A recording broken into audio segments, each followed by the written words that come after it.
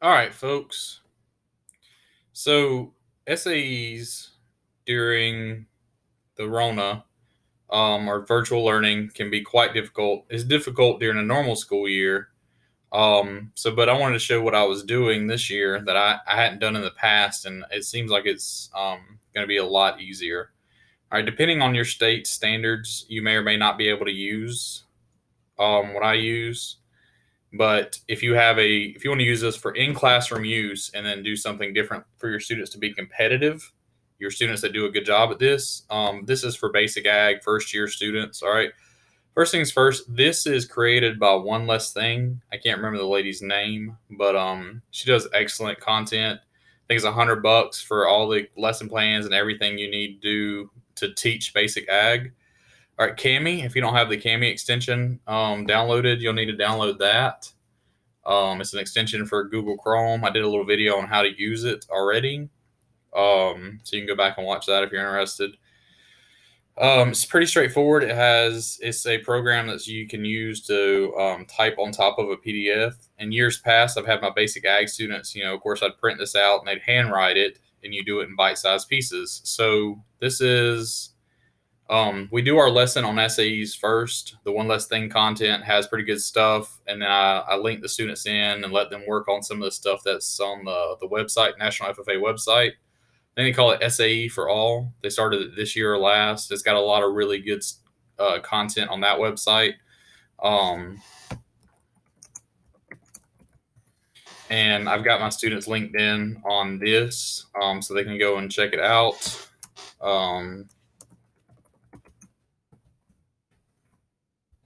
Won't take forever, sorry. I'm already getting distracted from the original goal of this video. But I am kind of liking the National FFA's website's new SAE page. It's pretty good content on there. It takes the students through step by step. And of course, my internet's deciding to lag right now, which is perfect. All right. I'll drop a link down in the description or the comment section on how to get to that page, because I'm not seeing it right this second.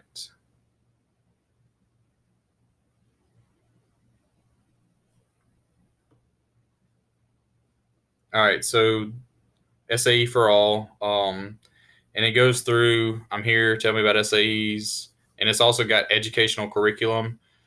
This starts from how to start your SAE all the way to the end of their SAE.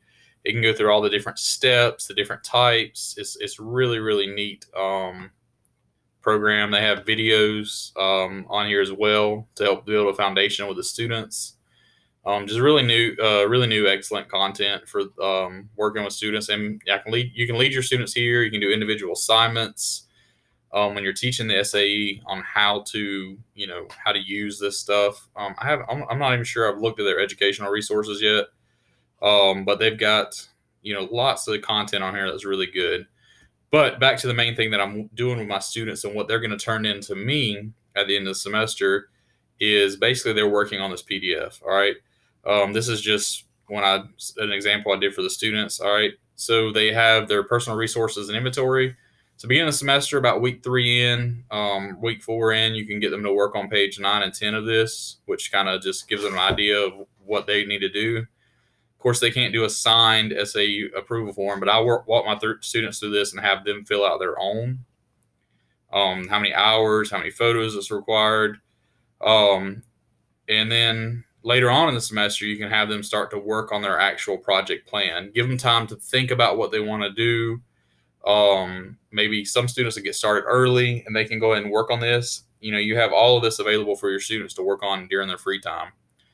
And then the record book, complete paragraphs for your SAE description and goals, and they can fill all of this out. The way you use Cami is you just click text box. You can insert a text box wherever you want to type at. Really easy program to use.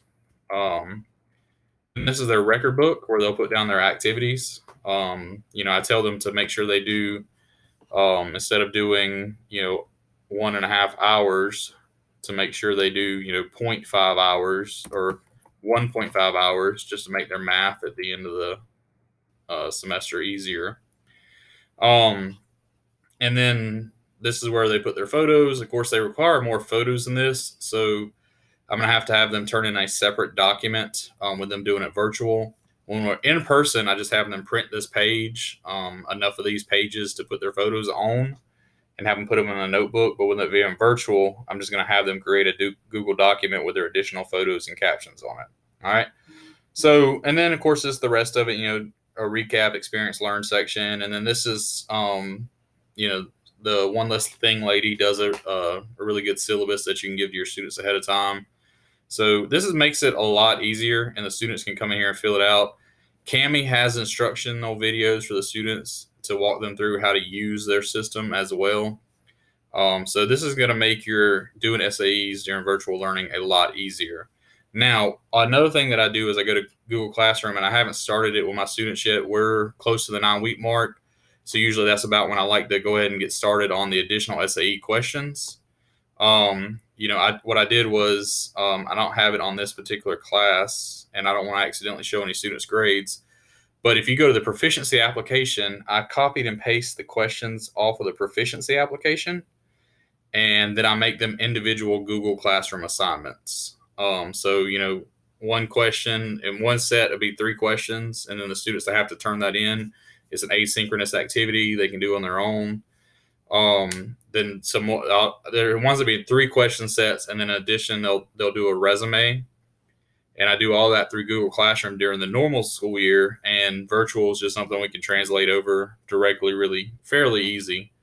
So that's kind of how I'm doing SAE. Of course, if your state requires you to use their exact record book, you can do the same exact thing with a PDF. Just have the students fill it out with your state's record book. Once again, the one less thing lady, I can't remember her name. I wish I could. I want to say it's like $100 or $150. And I mean, for that amount of money and what you get out of it, is excellent. Excellent. Go buy her stuff. And it's just use it. It's really good content. So if you got any questions, drop them in the box below. This just makes your life a lot easier. All right. I know this is a little bit longer winded than I originally intended. I'm going to go back and check out these educational resources. If I find something really good, a good nugget, I'll drop it back. But that's there for you. So hope this helped you and get you going.